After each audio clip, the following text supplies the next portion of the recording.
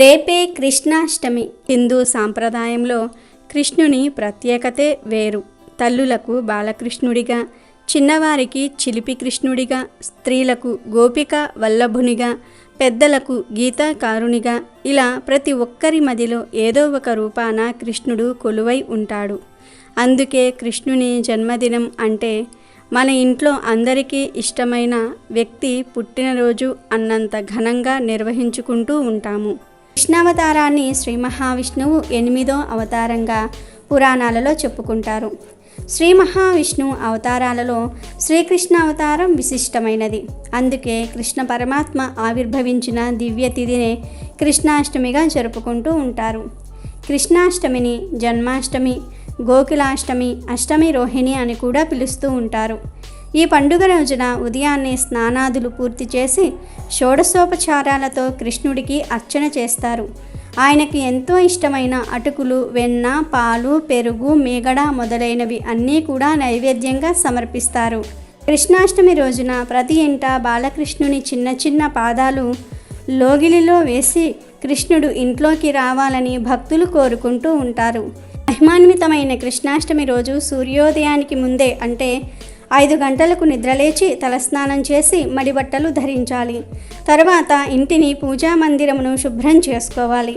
గడపకు పసుపు, కుంకుమ, గుమ్మానికి తోరణాలు, పూజా మందిరంలో ముగ్గులు వెయ్యాలి.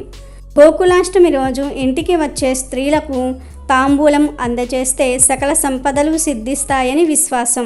అయితే ఈ కృష్ణాష్టమి రోజు మర్చిపోకుండా స్నానం చేసే నీటిలో ఇది ఒక్కటి వేసుకొని చేస్తే కటిక దరిద్రుడైనా సరే అపర కుబేరుడు అవ్వటం ఖాయం.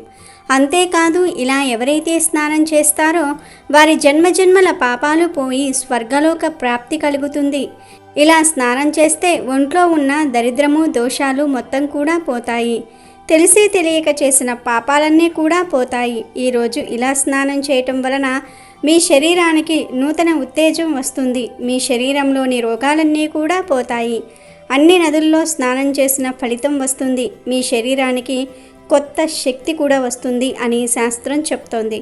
మరి ఎంతో పవిత్రమైన ఈ కృష్ణాష్టమి రోజు స్నానం చేసే నీటిలో ఏం వేసుకుని చేయాలి అనే విషయాన్ని ఇప్పుడు మనం ఈ వీడియోలో వివరంగా తెలుసుకుందాం. ఫ్రెండ్స్, ఫస్ట్ అయితే ఈ వీడియోకి ఒక లైక్ కొట్టి మా ఛానల్ని సబ్స్క్రైబ్ చేసుకోవటం మర్చిపోవద్దు. నందకుమార, పార్థసారథి, గోపాల, కన్నయ్య ఇలా రకరకాల పేర్లతో ఆ కృష్ణుడిని పిలుస్తూ ఉంటారు. ఆ వేణుమాధవుడు లోకానికి గురువు. గీతను బోధించి లోకంలో ఉండే ప్రతి ఒక్కరికి దారి చూపాడు. చిన్నతనంలో కన్నయ్య అల్లరి పిల్లడుగా తన చిలిపి చేష్టలతో జీవిత పరమార్థాన్ని వివరించాడు. వెన్న దొంగగా మారి గోపికలతో పాటు అందరి మనసులను దోచుకున్నాడు. అంతేకాదు, గోపబాలకుడిగా, సోదరునిగా, అసుర సంహారిగా, ధర్మ సంరక్షకుడిగా ఎన్నో పాత్రలు పోషించాడు.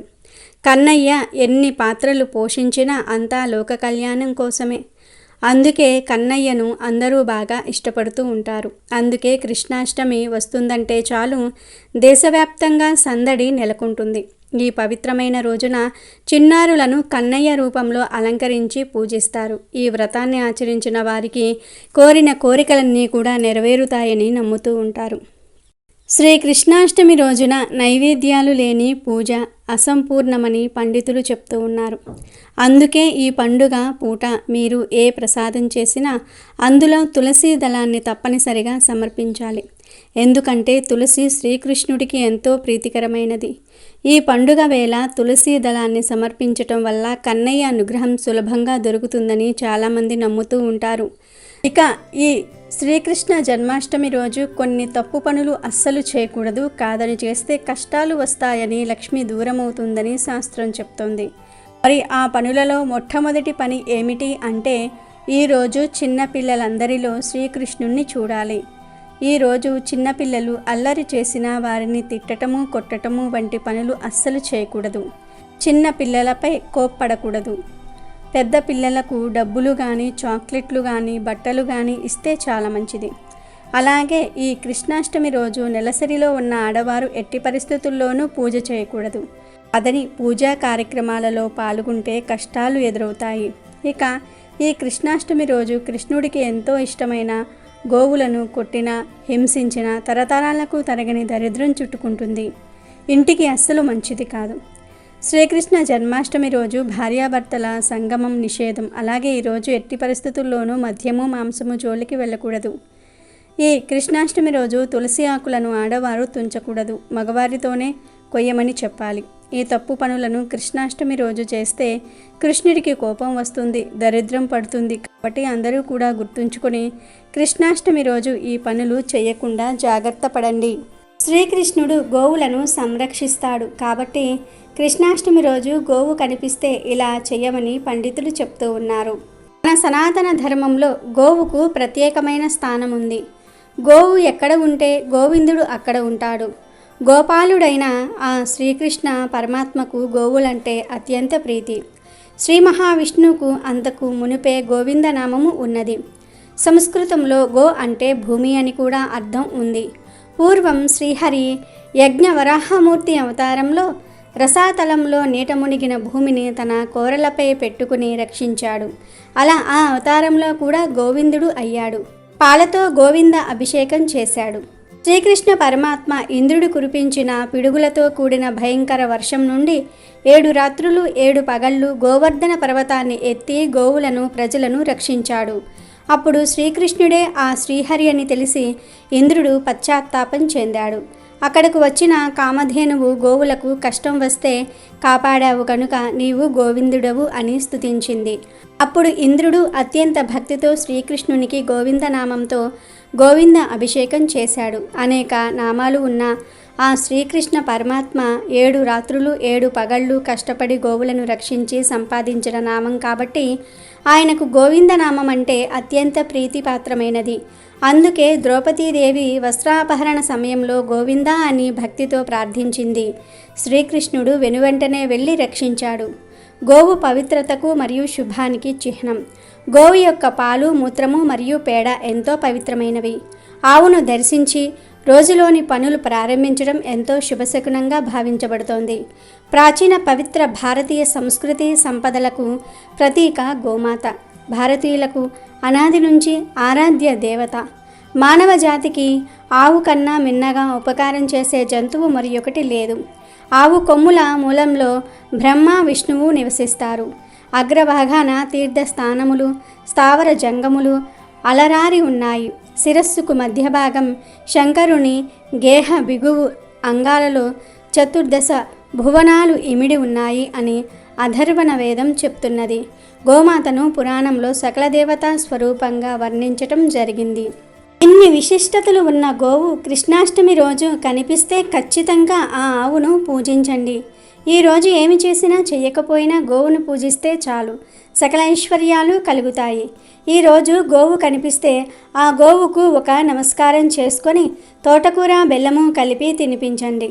అంటే తోటకూర ఆకులను తీసి దానితో బెల్లం తురుము కొంచెం కలిపి ఒక ప్లేట్లో వేసి తినిపించండి. ఇలా కృష్ణాష్టమి రోజు గోవుకు తోటకూర తినిపిస్తే కలిగే పుణ్యం అనంతమైనది. శ్రీకృష్ణ భగవానుని అనుగ్రహం త్వరగా కలుగుతుంది. సకల దేవతల ఆశీర్వాదం కలిగి సకల శుభాలు కలుగుతాయి. ఇక ఈ శ్రీకృష్ణ అష్టమి రోజు ఉదయం మరియు సాయంత్రం స్నానం చేసే నీటిలో 4 తులసి ఆకులను లేదా 4 పొన్న పూలను వేసుకుని స్నానం చేస్తే చాలు, కటిక దరిద్రుడైనా సరే అపర కుబేరుడిగా మారిపోతాడు. అంతేకాదు ఈరోజు ఎవరైతే తులసి ఆకులను లేదా పొన్న పూలను నీటిలో వేసుకుని స్నానం చేస్తారో వారికి ఉండే దరిద్రాలన్నీ కూడా పోతాయి. ఇలా ఎవరైతే స్నానం చేస్తారో వారి జన్మజన్మల పాపాలు పోయి స్వర్గలోక ప్రాప్తి కలుగుతుంది. ఇలా స్నానం చేస్తే ఒంట్లో ఉన్న దరిద్రము, దోషాలు మొత్తం కూడా పోతాయి. తెలిసి తెలియక చేసిన పాపాలన్నీ కూడా పోతాయి. ఈరోజు ఇలా స్నానం చేయటం వలన మీ శరీరానికి నూతన ఉత్తేజం వస్తుంది. మీ శరీరంలోని రోగాలన్నీ కూడా పోతాయి. అన్ని నదుల్లో స్నానం చేసిన ఫలితం వస్తుంది. మీ శరీరానికి కొత్త శక్తి కూడా వస్తుంది అని శాస్త్రం చెప్తోంది. కాబట్టి అందరూ కూడా ఈరోజు ఇలా స్నానం చేసి శుభ ఫలితాలను పొందండి. శ్రీకృష్ణుడికి ఎంతో ఇష్టమైన జన్మాష్టమి రోజున ఆడవారు పింక్ మరియు గ్రీన్ చీరను కట్టుకుంటే కృష్ణుడి అనుగ్రహం మీకు వెంటనే కలుగుతుంది. రంగు చీరలను కట్టుకుని శ్రీకృష్ణుని పూజించి ఆయనకు ఎంతో ఇష్టమైన పదార్థాలను నైవేద్యంగా సమర్పించాలి. పెళ్ళైన స్త్రీలు, పెళ్లి కావలసిన స్త్రీలు, సంతానం కలుగక బాధపడే స్త్రీలు అందరూ కూడా శ్రీకృష్ణ జన్మాష్టమి రోజున పింక్ లేదా గ్రీన్ కలర్ చీరను కట్టుకోవాలి అని పండితులు చెప్తూ ఉన్నారు. ఇంతటి విశిష్టత కలిగిన కృష్ణాష్టమి రోజున ఆకుపచ్చటి రంగు లేదా పింక్ కలర్లో ఉండే చీరను కట్టుకోవటం వలన, ఈ చీరను కట్టుకుని కృష్ణుణ్ణి పూజించటం వలన కృష్ణుడితో పాటు లక్ష్మీదేవి కూడా ప్రసన్నమవుతుంది. మీకు దీర్ఘ సుమంగళి యోగం సిద్ధిస్తుంది. కష్టాలన్నీ కూడా పోతాయి. ఆర్థిక సమస్యలు, ఇబ్బందులు, ఈతి బాధలన్నీ కూడా తొలగిపోతాయి. సంవత్సరం వరకు మీకు ఇక తిరుగుండదు. సంవత్సరం అంతా డబ్బు వస్తూనే ఉంటుంది. లక్ష్మీదేవి అనుగ్రహం మీపై ఎల్లప్పుడూ ఉంటుంది. అదేవిధంగా వివాహం కాని వారు, వివాహ ప్రయత్నాలు చేసేవారు ఈ శ్రీకృష్ణ జన్మాష్టమి రోజున ప్రత్యేకంగా పూజలు చేస్తే మంచి వరుడు, కోరిన వరుడు దొరుకుతాడు. మీరు ఈ ప్రత్యేకమైన రోజున గుడిలో జరిగే రుక్మిణీ కళ్యాణంలో పాలు పంచుకుంటే వివాహ యోగ్యం కలుగుతుందని పండితులు చెప్తూ ఉన్నారు. అలాగే శ్రీకృష్ణుని స్మరిస్తూ గోవులకు ఏవైనా తినిపించాలి. గోవులంటే శ్రీకృష్ణ భగవానుడికి చాలా ఇష్టం. ఈ పర్వదినాన గోవులకు ఏవైనా పెడితే కృష్ణుడి అనుగ్రహం వెనువెంటనే కలుగుతుందని పండితులు చెప్తూ ఉన్నారు. కృష్ణాష్టమి జరుపుకునే ప్రతి ఒక్కరూ కూడా ఈరోజు కృష్ణుణ్ణి ఒక ప్రత్యేక మంత్రంలో జపించాలి. ఈ మంత్రం జపించటం వల్ల మీకు ఉన్న దోషాలన్నీ కూడా తొలగిపోతాయి. ఆ మంత్రం ఏమిటి అంటే ఓం శ్రీకృష్ణ పరబ్రహ్మణ్యే నమః. ఈ మంత్రాన్ని ఈరోజు అంటే శ్రీకృష్ణాష్టమి రోజున ఎవరైతే 108 సార్లు చదువుతారో వారికి ఎటువంటి దోషాలు కలుగవు, కష్టాలనేవే ఉండవు. ఈ మంత్రం 108 సార్లు కాకపోయినా కనీసం 21 సార్లు అయినా సరే జపించాలి. వీరు లేని వారు కనీసం 21 సార్లు అయినా సరే జపించాలి. ఈ మంత్రాన్ని జపిస్తూ సువాసనను వెదజల్లే పుష్పాలతో కృష్ణ పటానికి లేదా విగ్రహానికి పూజలు చేయాలి. ఇలా చేయటం వల్ల శుభం జరుగుతుందని పండితులు చెప్తూ ఉన్నారు. కాబట్టి కృష్ణాష్టమి రోజు పిల్లలు, పెద్దలు అందరూ కూడా ఈ రంగు దుస్తులు ధరించి ఈ మంత్రాన్ని జపించి సకల సంపదలను మీ సొంతం చేసుకుని ఆనందంగా జీవించండి. అయితే కృష్ణాష్టమి రోజు కృష్ణుడికి ఎంతో ఇష్టమైన ఈ ప్రసాదాన్ని మర్చిపోకుండా పెట్టాలి. ఈ ఒక్క ప్రసాదం 1000 పూజలతో సమానం. ఈ ప్రసాదం అంటే కృష్ణుడికి చాలా ఇష్టమని శాస్త్ర పండితులు కూడా చెప్తూ ఉన్నారు. మరి కృష్ణుడికి ఎంతో ఇష్టమైన ఆ ప్రసాదం ఏమిటో ఇప్పుడు మనం ఈ వీడియోలో వివరంగా తెలుసుకుందాం. ఈ పండుగ రోజున ఒంటిపూట భోజనం చేసి భక్తి శ్రద్ధలతో శ్రీకృష్ణ నామ స్మరణ చేసిన వారికి మోక్షం లభిస్తుందని పురాణాలు చెప్తూ ఉన్నాయి. ఇక కృష్ణాష్టమి రోజు ఏ ప్రసాదాలు నివేదన చేయాలి అనే విషయానికి వస్తే, కృష్ణాష్టమి రోజు చాలా రకాల పదార్థాలు నివేదన చేయవచ్చు. శాస్త్రంలో మొత్తం 32 నైవేద్యాల గురించి చెప్పారు. అన్ని నైవేద్యాలు అందరూ పెట్టలేరు. అన్ని నైవేద్యాలు పెట్టాల్సిన అవసరం కూడా లేదు. మీ ఓపికను బట్టి ఎన్ని నైవేద్యాలైనా సరే పెట్టుకోవచ్చు. అసలు శ్రీకృష్ణుడికి ఏ నైవేద్యాలు బాగా ఇష్టమంటే వెన్న, పాలు, పెరుగు, నెయ్యి, మీగడ. ఈ 5 పదార్థాలంటే శ్రీకృష్ణుడికి అమిత ఇష్టం. వీటితో పాటు అటుకులు, పటిక బెల్లం, బెల్లం, పంచదార, పుట్నాల పప్పు ఈ పదార్థాలు కూడా శ్రీకృష్ణుడికి చాలా ఇష్టం. ఇక అన్నంతో చేసే పదార్థాల విషయానికి వస్తే పులిహోర, కట్టె పొంగలి, చక్కెర పొంగలి, పరమాన్నము, దద్దోజనము, కదంబం, మిరియాల అన్నం వీటిని కూడా నివేదన చేయవచ్చు. అసలు ఈ నైవేద్యాలన్నీ మన ఆరోగ్యానికి చాలా మంచివి. ఎందుకంటే ఈ శ్రావణ మాసంలో సూర్యరశ్మి తగ్గి వానలు ఎక్కువగా కురుస్తూ ఉంటాయి. వాతావరణం చల్లగా ఉంటుంది.